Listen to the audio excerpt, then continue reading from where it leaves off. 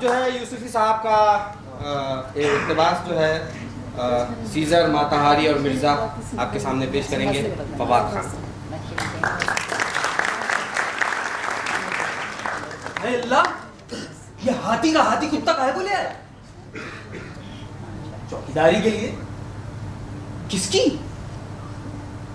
گھر کی؟ اس گھر کی؟ ہاں بہت ہوشیار کتا ہے، گھر میں کچھ نہ ہو تب بھی اس کی چوکیداری کر سکتا ہے۔ اس ازدواجی مکالمے کے بعد یہ فائدہ ضرور ہوا کہ تنخواہ ملتے ہی ہم نے گھر گرہستی کا ضروری سامان خرید ڈالا تاکہ کتا اس کی چوکیداری کر سکے۔ لیکن والدین کی سمجھ میں آنے والا جو فوری فائدہ ہم نے سر دست بیان کیا وہ کچھ ایسا تھا کہ جس سے اپنے بچوں کو جان بوجھ کر محروم رکھنے کے لیے پتھر کا کلیجہ چاہیے، اور وہ فائدہ یہ تھا کہ آخر کوئی ایک انگریز کا کتا تھا۔ اور یہ کون نہیں جانتا کہ ہمارے یہاں ان پڑھ سے ان پڑھ آدمی بھی اپنے کتے کا نام انگریزی میں رکھتا ہے اور انگریزی ہی میں اس سے بات چیت اور ڈانٹ ڈپٹ کیا کرتا ہے۔ چنانچہ ہم نے اشارتاً توجہ دلائی کہ اس کی وجہ سے بچوں کو انگریزی بولنا آ جائے گا۔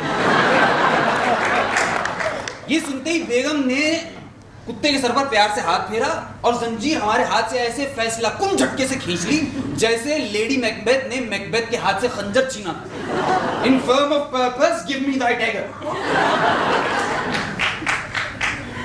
یادش بخیر، اس ڈراپ سین سے کوئی 20 برس ادھر جب آتش جوان بلکہ نوجوان تھا، اس نے ایک نیلی آنکھوں، بھری بھری ٹانگوں اور بلونڈ بالوں والی میم کو باغ میں اپنے جیبی سائز کے پومرینین کتے کو بھینچ بھینچ کر پیار کرتے دیکھا۔ تھا بھی ظالم اسی قابل، گول مٹول، جھبرا، سفید گالا سے بالوں سے سارا جسم اس بری طرح ڈھکا ہوا تھا کہ جب تک چلنا نہ شروع کرے یہ معلوم کرنا مشکل ہوتا تھا کہ منہ کس طرف ہے۔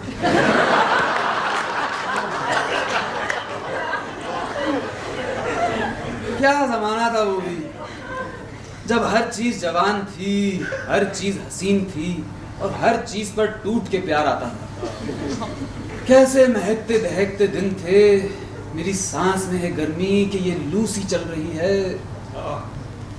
اچھی طرح یاد ہے کہ اس دن ان گناہگار آنکھوں نے زنجیر کے دونوں سروں پر صرف حسن دیکھا اور دل میں یہ پیار بھری حسرت کروٹ لینے لگی کہ انگریز کی غلامی سے آزادی حاصل کرنے کے بعد کبھی گوشہ چمن اور فراغت نصیب ہوئی تو ایک نیلی آنکھوں، بھری بھری ٹانگوں اور بلونڈ بالوں والا کتا ضرور پالی۔ مگر صاحب، اول تو بقول مرزا اعلیٰ نسل کے کتے باوا کے مول ملتے ہیں، دوسرے اس زمانے میں ہمارا مکان اس قدر تنگ تھا کہ جانور کا تندرست رہنا محال۔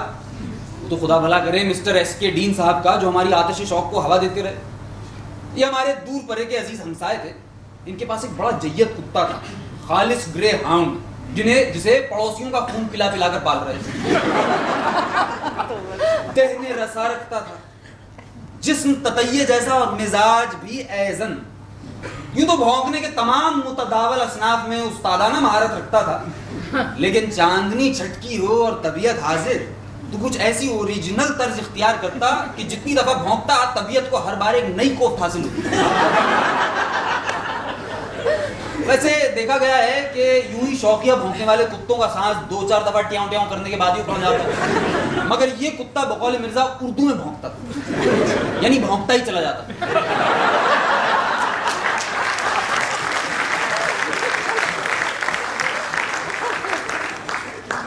کہنے والے کہتے ہیں کہ مسٹر ایس کے ڈین صاحب اپنے نج کے بزرگوں کو اپنے لائق نہیں سمجھتے، لیکن اپنے اصیل کتے کا شجرہ نسب 15ویں پشت تک فرفر سناتے ہیں اور اس کے آباء و اجداد پر اس طرح فخر کرتے ہیں جیسے ان کا خالص خون ان کی ناچیز رگوں میں بہتا ہے۔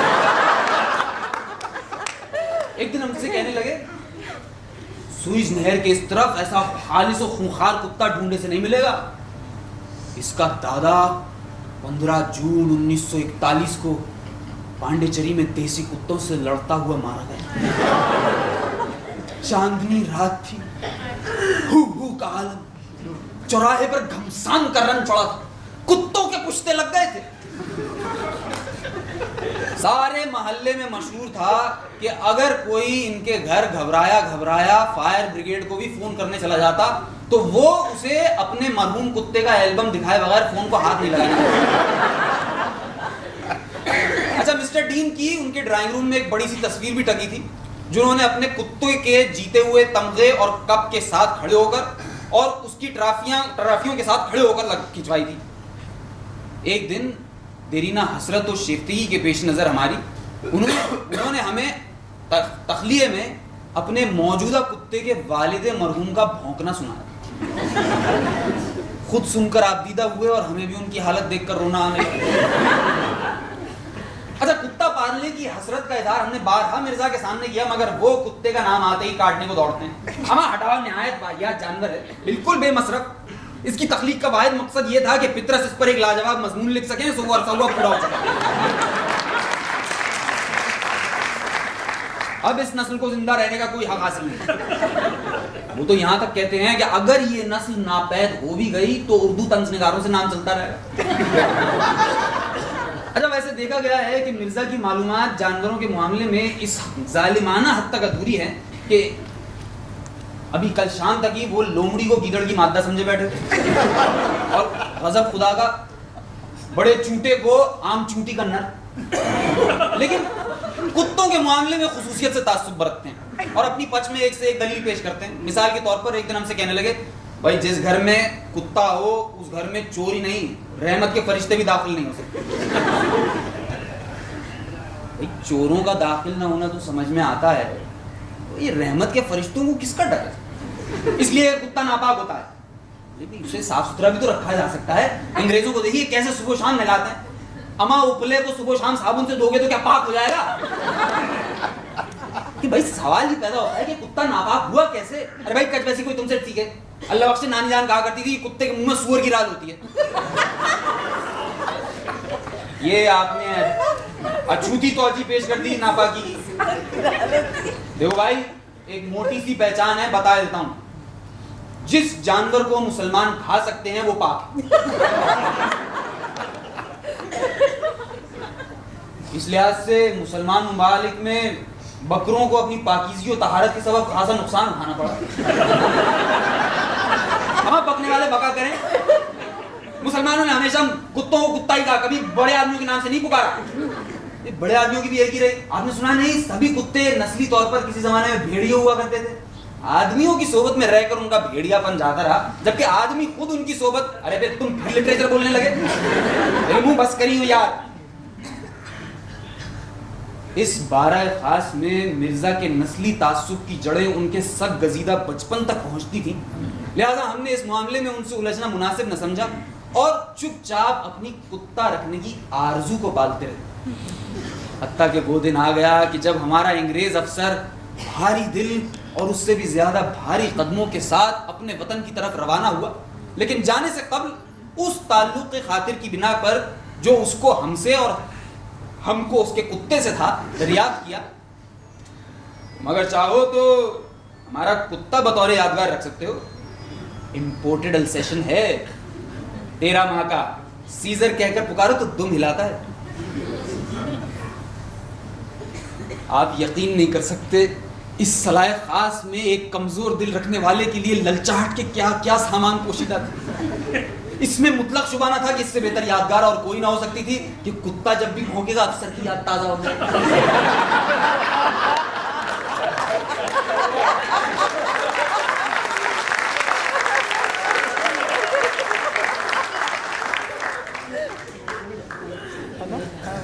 پھر یہ کہ السیشن, کبھی ہم اس کو کبھی اپنے گھر کو دیکھتے. افسر کی اس ادنا مہربانی پر ہمیں اتنی خوشی ہوئی کہ بقول مرزا اس وقت ہمارے دم ہوتی تو ایسی ہلتی کہ اگر رہی صحیح ہچکچاہٹ کو لفظ امپورٹڈ نے دور کر دیا. اس زمانے میں ہر وہ شے جو وطن عزیز میں پیدا نہ ہوئی ہو قدر و منزلت کی نگاہ سے دیکھی جاتی تھی. چنانچہ ہر بگڑا رئیس مسلمان یہی ثابت کرنے پر تلا رہتا تھا کہ نہ صرف اس کے کتے کے بلکہ اس کے اپنے والدین بھی اصلی امپورٹڈ اور خالی ایک تلوار لے کر مارواؤن نہر سے ہندوستان میں وارد ہوئے تھے. لہذا لفظ امپورٹڈ نے انگریز افسر کے منہ سے نکلتے ہی ہماری مدافعت کی دیوار کو, جو کبھی بھی بہت بلند اور پختہ نہیں تھی, جب لفظ ڈھا دیا. भाई ला ऐसे सोबत याफ्ता कुत्ते रोज रोज कहाँ मिलते हैं। बिलाखिर हमारा शौक फजूल हमारे फितरी खौफ पर गालिब आया और जहाज का लंगर उठने से पहले हमने अपने आप को एक खुश नसीब कुत्ते का मालिक पाया।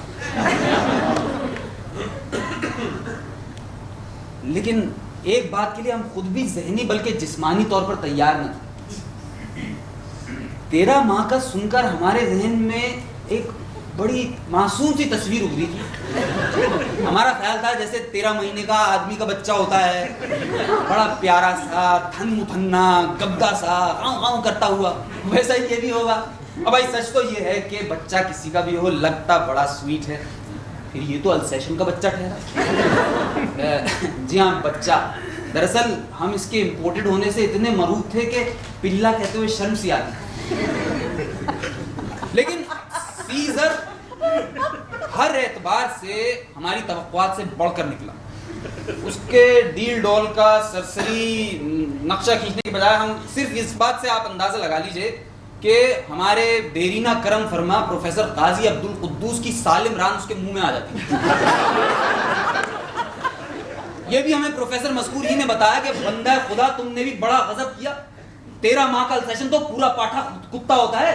किताबों में लिखा है 3 महीने से ज्यादा का अल्सेशन नहीं खरीदना चाहिए।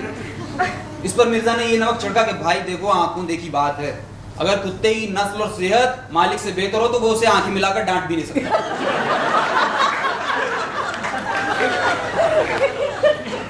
ये तो गैर मामूली तौर पर खूंखार भी है। हमने कहा मिर्जा तुम तो खामखा कुत्तों से डरते हो। बोले जो शख्स कुत्तों से ना डरे हमें उसकी वलदियत में शुबा है।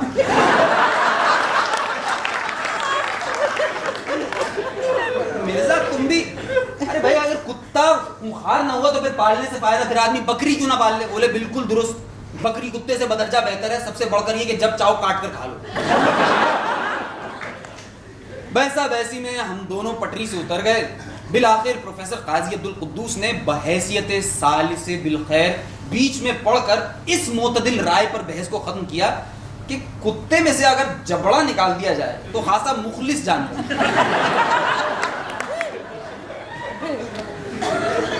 लेकिन साहब प्रोफेसर ने कुछ गलत नहीं कहा था। बड़ा कुत्ता बड़ी मुश्किल से सिधाया जाता है, फिर ये कि नया घर, नए चेहरे, नई बुबास। नतीजा ये कि पहली रात खुद सोया ना दूसरों को सोने दिया। तमाम रात एक सांस में मुंह जबानी भौंकता रहा। दूसरी रात भी वहशत का यही आलम रहा। अलबत्ता 24 घंटे की तरबियत से इतना फर्क जरूर पड़ गया कि जिन अराकीन खानदान को नमाज फज्र के वक्त तक नींद आ गई थी उनका मुंह चाट चाट कर उन्हें ख्वाब गफलत से बेदार किया।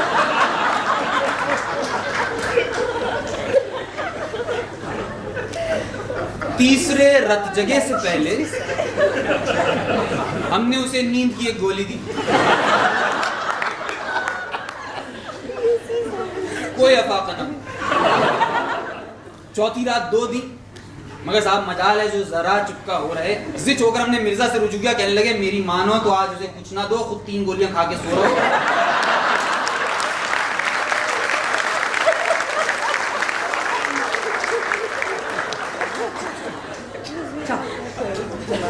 हमने ऐसा ही किया और उस रात वो बिल्कुल नहीं भौंका।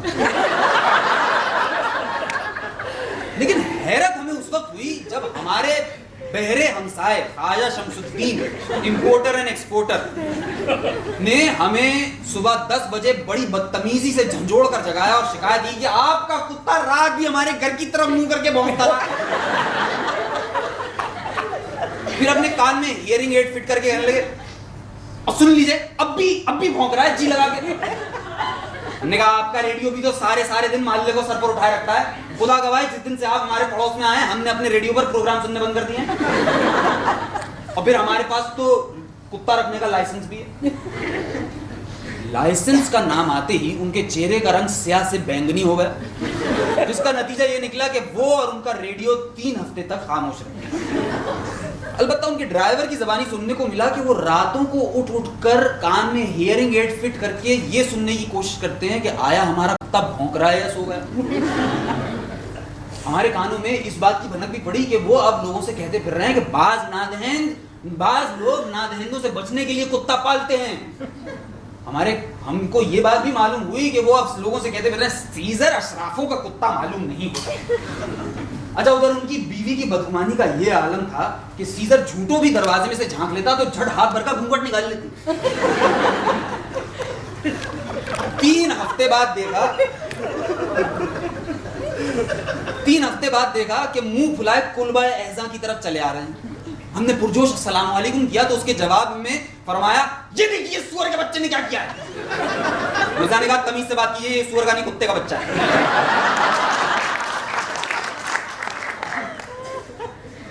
इस हमला मोतरिजा के बाद हम भी कुछ सख्त बात कहने वाले थे कि मिर्जा ने जो उस वक्त हमसे लूडो खेल रहे थे, हमें कोहनी मारकर अपनी छज्जेदार भवों की जुम्बिश से ख्वाजा शमसुद्दीन की बाईं टांग की तरफ इशारा किया जो घुटने तक पांचे से बेनियाज था।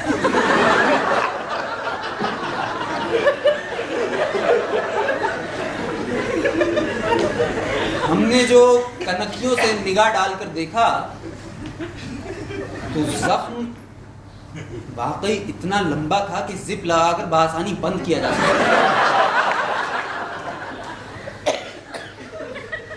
निदामत और इंसानी हमदर्दी के जज्बात से मगलूब होकर हमने पूछा, क्या कुत्ते ने काटा है? बोले, नहीं, मैंने खुद ही काटा है।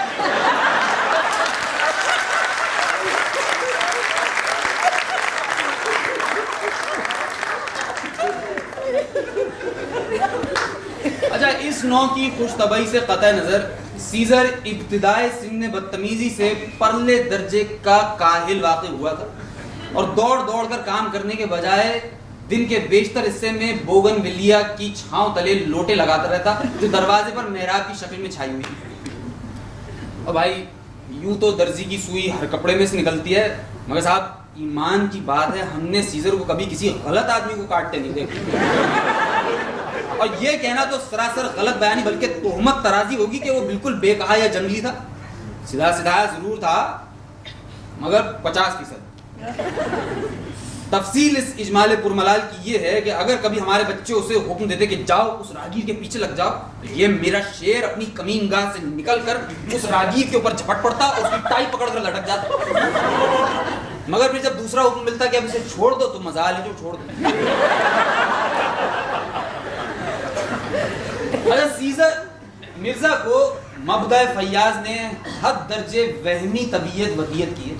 हमें यकीन है कि कल को उन्हें आबे हयात भी पीना पड़ जाए तो वो उसे उबाले बगैर नहीं पिएंगे। इसी वजह एहतियात के पेश नज़र जिस दिन से सीजर हमारे घर में आया था, उन्होंने हमारे घर में आना जाना इस कदर कम कर दिया था कि कभी भूले भटके हमारे यहाँ निकलते तो हम उनकी ऐसी खातिर मदारत करते, इस कदर गर्मजोशी से पेश आते कि उन्हें खदशा होने लगता कि हम कहीं कर्ज न मांग बैठे।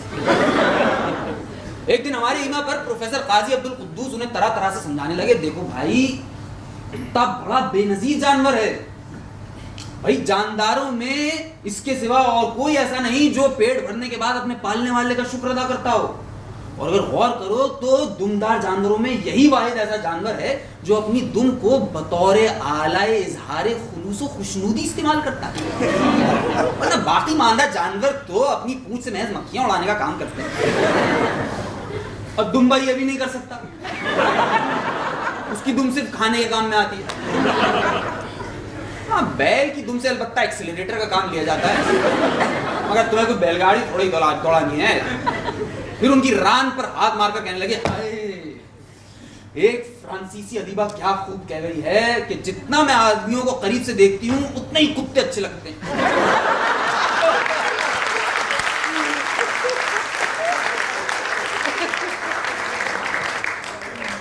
भाई, कुत्तों से डरना बड़ी नादानी और बुज़दिली की बात है। फिर उनका डर निकालने के लिए उन्हीं के खिचड़ी सर की कसमें खा खाकर यकीन दिलाने लगे कि विलायती कुत्तों के दांत मसनूई होते हैं, काटने के और काट खाने के और। जब इससे भी बात बनती नजर ना आई तो हमारी तरफ इशारा करके अपना जाती तजुर्बा बयान करने लगे कि इनकी देखा देखी मैंने भी आज 3 हफ्ते से एक दुम कटा कॉकर स्पेनियल पिल्ला पाल रखा। कॉकर स्पेनियल की आम पहचान मालूम है आप लोगों? इसके कान इसकी टांगों से लंबे होते हैं और टांगे इतनी छोटी कि जमीन तक नहीं पहुंच पाती।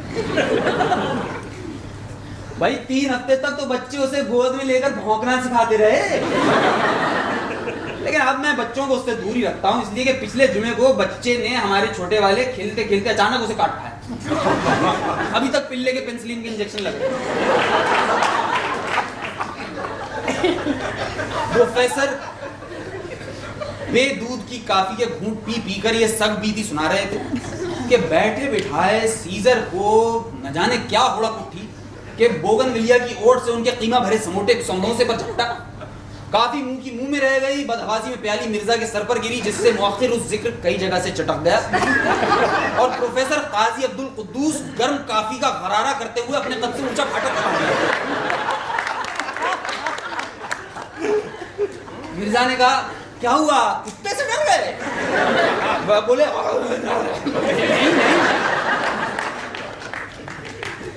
ممکن ہے یہ گفتگو تھوڑی دیر اور جاری رہتی، مگر موضوع گفتگو نے ایک ہی جست لگا کر پروفیسر کو دبوچ لیا اور ان کی ران میں اپنے نوکیلے کیلے پیوست کر دیے۔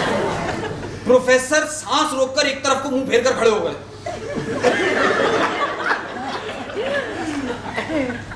4-5 دن پہلے کچھ ایسی گتھم گتھا ہو چکی تھی کہ کبھی وہ پروفیسر کے اوپر اور کبھی پروفیسر اس کے نیچے،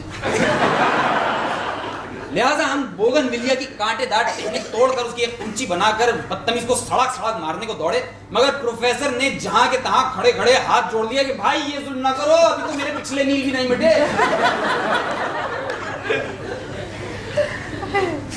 آپ لوگوں نے اب تک بھانپ لیا ہوگا کہ پروفیسر کا کتا پالنا تو ایک رہا، پروفیسر اور کتوں کے باہمی تعلقات کاٹنے اور کٹوانے کے کامیاب تجربات سے کبھی آگے نہ بڑھ سکے، ورنہ ان کا علم الحیوانیات اس قدر کتابی یعنی ناقص ہے کہ جب ہمارے بچے پہلی بار طوطوں کا ایک جوڑا خرید کر لائے تو ان سے دریافت کیا کہ چچا جان ان میں نر کون سا ہے اور مادہ کون سی؟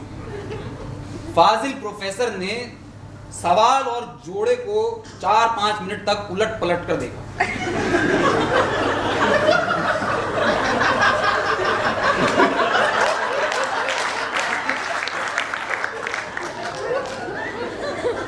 بیٹا یہ بڑا طوطا چشم جانور ہوتا ہے، ابھی تم ایسا کرو 2-3 مہینے اور رک جاؤ، ان میں جو پہلے انڈا دیتے وہی مادہ ہوتا ہے۔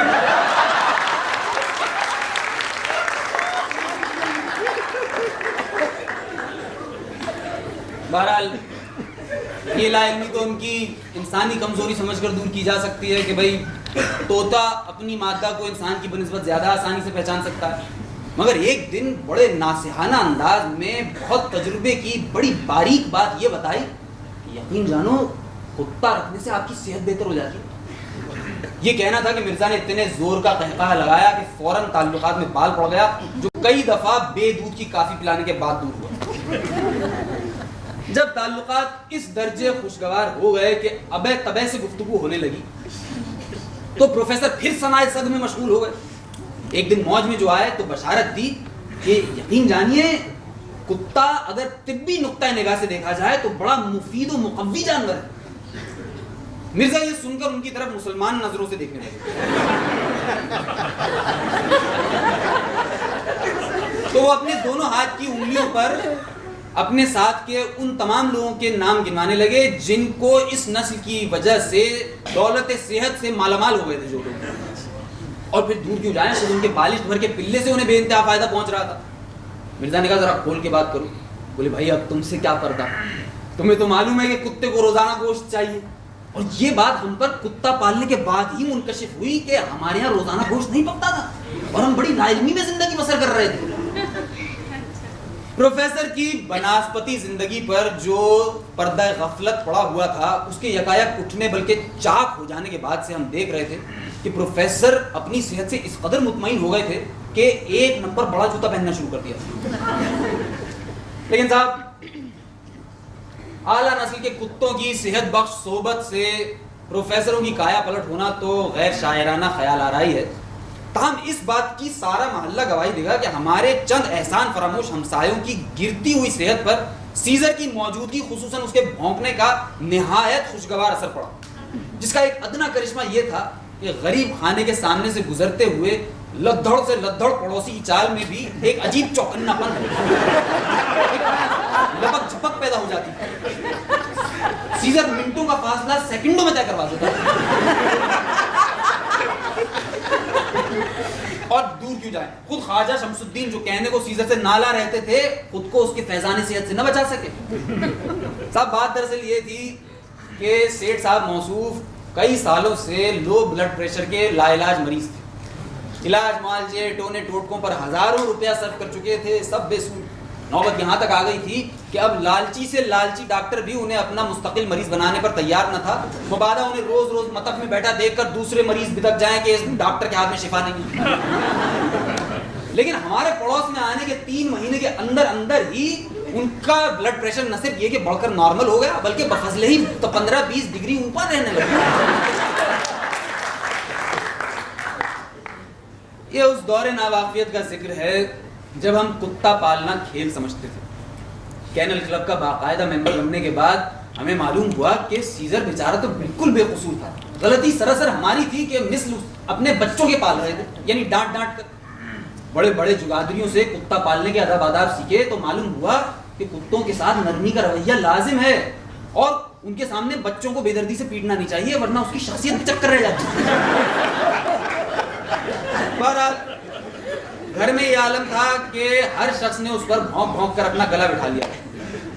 لیکن جوں جوں کتا بڑا ہوا ہم میں بھی عقل آتی گئی اور ڈانٹ پھٹکار کا سلسلہ ختم ہوا. سیزر ہی کے دم خم سے 8-9 سال تک ایسی بے فکری رہی کہ کبھی گھر کو تالا لگانے کی ضرورت محسوس نہ ہوئی. اسے ہمارے مال و اسباب کی حفاظت کا اس درجے خیال تھا کہ کبھی کوئی شامت کا مارا کوا یا بلی باورچی خانے کے پاس سے بھی گزر جائے تو انہیں اس بری طرح کھدیڑتا کہ چینی کے سارے برتن ٹوٹ جاتے. گھر کے کام کاج میں اس طرح ہاتھ بٹانے کے علاوہ وہ ایک وفادار کتے کے دیگر فرائض بھی سر انجام دیتا تھا. یہی نہیں کہ وہ صبح کے ناشتے پر ہمارے لیے منہ میں تازہ اخبار دبا کر لاتا بلکہ جب مہینے کے آخر میں اخبار والا بل لے کر آتا تو اس پر بھونکتا بھی تھا. اور وہ تو کہیے کہ ہم نے خود سختی سے منع کر دیا ورنہ وہ تو اسی طرح ہمارے لیے منہ میں توس دبا کر بھی لانے کو تیار.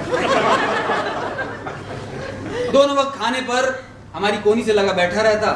ہم بھی ہر 3 لقموں کے بعد 1 لقمہ اسے دے دیتے. اگر وہ سون کر چھوڑ دیتا تو ہم بھی تاڑ جاتے کہ ہونا وہ کھانا باسی ہے. غرض کے نہایت ہی ذہین اور وفادار کتا تھا. وقت گزرتے دکھائی نہیں دیتا مگر ہر چہرے پر ایک داستان لکھ جاتا. ابھی کل کسی بات معلوم ہوتی ہے جب سیزر بچہ سا آیا تھا تو پروفیسر قاضی عبدالقدوس جو سدا سے یکرنگی کے قائل رہے ہیں موچنے سے اپنے سر کے سفید بال اکھاڑا کرتے تھے. بال وہ اب بھی اکاڑتے ہیں مگر کالے. غالباً انہیں خود بھی اپنی گرتی ہوئی صحت کا اور بڑھتی ہوئی عمر کا اندازہ ہو گیا ہے. یہی وجہ ہے کہ اب ان کی طبیعت شادی شدہ عورتوں پر آتی. نادان بچوں کی وہ پہلی کھیپ جس نے سیزر کے ذریعے انگریزی بولنا سیکھی تھی اب اتنی جوان ہو گئی تھی اور اتنی سیانی ہو گئی تھی کہ اردو اشعار کا صحیح مطلب سمجھ کر شرمانے لگی. سیزر بھی رفتہ رفتہ خاندان ہی کا ایک معمر رکن بن گیا اس لحاظ سے کہ اب اس کا کوئی نوٹس نہیں لیتا. ہمارے دیکھتے دیکھتے وہ بوڑھا ہو گیا اور ساتھ ہی ساتھ اس کے لیے ایک احساس سے ہم سفری اور رفاقت ایک دردمندی اور ہم نصیبی کا رشتہ پیدا ہو چلا تھا کہ ہم نے ایک دوسرے کو بوڑھا ہوتے دیکھا تھا. ایک ساتھ وقت سے ہار مانی تھی. آج اس کی ایک بات یاد آ رہی ہے. جوان تھا تو پنجے جھاڑ کر راہ چلتوں کا ایسا پیچھا کرتا کہ وہ گھگیا کر قریب ترین گھر میں گھس جاتے مگر یہ تاپ میں بیٹھا رہتا اور جیسے ہی وہ باہر نکلتے تو ان کے منہ اور گردن کو ہر بار یوں بھمبوڑتا جیسے کوئی جانور نہیں کسی انگریزی فلم کا ندیدہ ہیرو ہے. یہ مرزا کے الفاظ ہیں. وہ کہتے ہیں انگریزی فلموں میں لوگ یوں پیار کرتے ہیں جیسے تخمی آم چوس رہے ہیں.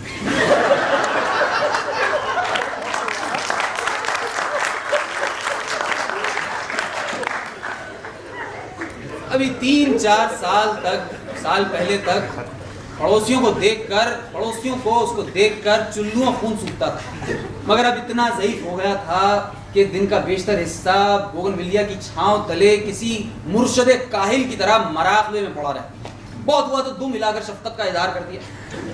البتہ چھوٹے بچوں کو خواہ وہ اپنے ہوں یا پاس پڑوس کے اس نے کبھی مایوس نہیں کیا اور کبھی ایسا نہیں ہوا کہ کسی بچے نے شو کہہ کر گیند پھینکی ہو اور وہ گیند کو پکڑنے کے لیے اپنی گودے والی نلی چھوڑ چھاڑ کر منہ میں دبا کر واپس نہ لایا. اسے اس معاملے میں بچوں کی تالیف قلوب اس درجے عزیز تھی کہ کئی دفعہ تو فٹ بال کا منہ میں دبا کر لانے کی کوشش آزا و جوارے رفتہ رفتہ جواب دے رہے تھے. ساری تن پن غائب، غر فش ختم. مرزا کے الفاظ میں اس کا بڑھاپا شباب پر تھا. اب دن کے بیشتر حصے میں وہ بوگن ویلیا کی چھاؤں تلے وہی سنسنی خیز اخبار اڑے سونگتا رہتا جس میں صبح کو نوکر قیمہ بندوا کر لایا.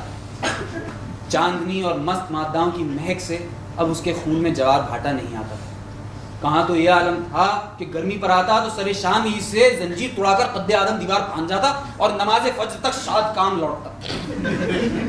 اور اب اس جوان دیدہ بزرگ کا یہ حال ہو گیا تھا کہ گرمائی ہوئی مادہ اور ہڈی بیک وقت نظر آ جائیں تو ہڈی پر ہی جھپٹتا تھا. اور جب اسے پپولتے پپولتے اس کے بوڑھے جبڑے دکھنے لگتے تو اس ہڈی کو بوگن ویلیا کی چھاؤں تلے دفن کر کے وضو کے لوٹے میں منہ ڈال کر پانی پینے چلا جاتا. صاحب یقین ہی نہیں آتا تھا کہ یہ وہی سیزر ہے جس کے جبڑے کی مہر ہر محلے کے ہر تیسرے شخص کی پنڈلی پر آج تک گواہی دے رہے کہ اب جس جگہ کے داغ ہے یہاں آگے درد تھا. وہی دھن جو کسی زمانے میں سوالیہ نشان کی طرح کھڑی رہتی تھی اب مفلس کی مونچھ کی مانند لٹکنے لگی. اس کے تمام ہم عمر رفتہ رفتہ وہ گلیاں سونی کر گئے جہاں سے اندیکھے بھید بھرے جسموں کی خوشبوؤں کے بلاوے آتے تھے. بالکل تنہا رہ گیا، تنہا اور دل گرفتہ. نئی پوت کے کتوں کے ساتھ اٹھنا بیٹھنا تو درکنار، وہ ان کی نو دولت مالکوں پر بھونکنا بھی اپنی شان کے منافی سمجھتا تھا. جب طبیعت زیادہ گھبرانے لگتی تو ریڈیو کے پاس آ کر بیٹھ جاتا اور پکے گانے سن کر خوب خوش ہوتا. جسم کے ساتھ ساتھ نظر بھی موٹی ہو چلی تھی. صاف معلوم ہوتا تھا، کئی بار تو ایسا ہوتا تھا کہ پروفیسر قاضی عبدالقدوس اجلے کپڑے پہن کر آ جائیں تو انہیں اجنبی سمجھ کر بھونکنے لگتا تھا. اچھا البتہ سماعت میں فرق نہیں آیا. معلوم ہوتا تھا، صاف معلوم ہو جاتا تھا کہ وہ اٹکل سے گیند کا پیچھا کرتا ہے اور اس کے ٹپا کھانے سے اس کی سمت اور محل وقوع کا اندازہ کر لیتا ہے.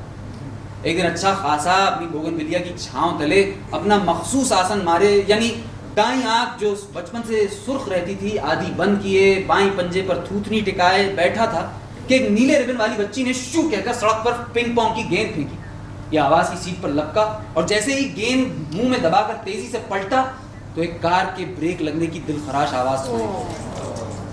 بچے چیختے ہوئے دوڑے. سڑک پر دور تک ٹائروں کے گھسنے سے دو سیاہ پٹیاں بن گئی. کار ایک دھچکے کے ساتھ رکی، پھر اس کے بعد اپنے سپرنگوں پر کچھ دیر ہچکولے کھانے کے بعد غراتی ہوئی پہلے ہی موڑ پر مڑ گئی. مگر سیزر بیچ راستے ہی میں رہ گیا. اس کا پچھلا دھڑ کار کا سارا وزن سہار چکا تھا، منہ سے خون جاری تھا اور پاس ہی گیند پڑی تھی جو اب سفید نہیں رہی تھی. بچوں نے اسے اٹھا کر بوگن ویلیا کی چھاؤں تلے لٹا دیا. یوں معلوم ہوتا تھا جیسے شریانوں کے منہ کھل گئے اور اس کی زندگی دل کی ہر دھڑکن کے ساتھ رس رہی ہے، ضرب بضرب، قطرہ بقطرہ، دم بدم. ہر ایک نے انگلیوں سے ٹٹول ٹٹول کر اس کے دل کی دھڑکن کو محسوس کیا. وہ دھڑکن جو دوسری دھڑکن تک ایک نیا جنم، ایک نئی جنون بخشتی تھی. کس چیز سے کہوں کہ آج اس کا آب و دانہ اٹھ رہا تھا اور وہ ہم سے رخصت ہو رہا تھا.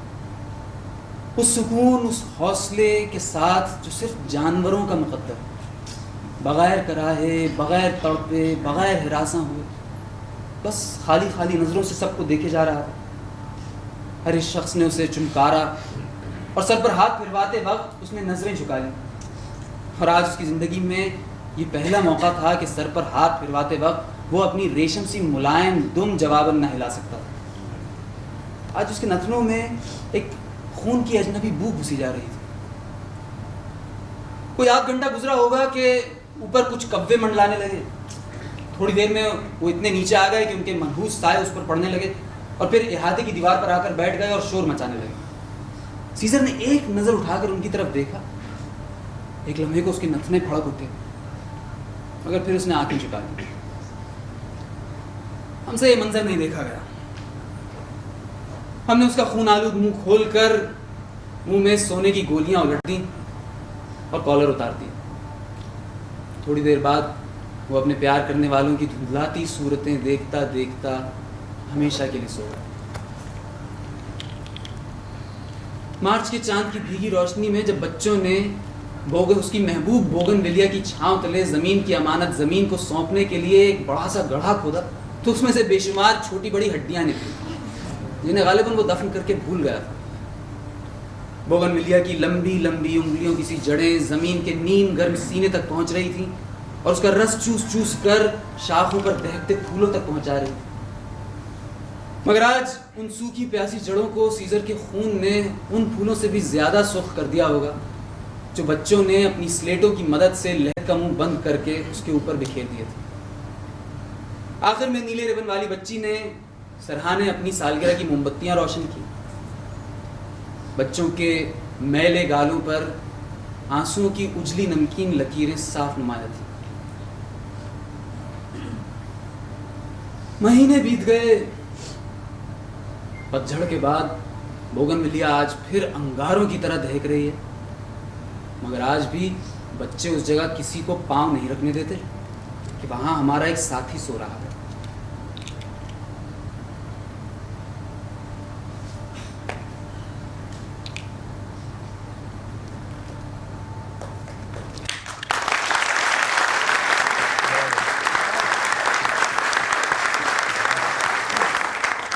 मैं अपने साथियों को भी एक बार बुलाना चाहूंगा।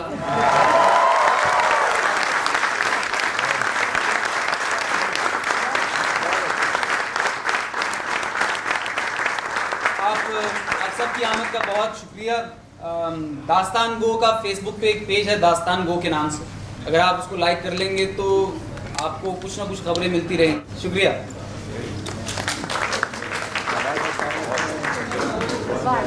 बिल्कुल ठीक।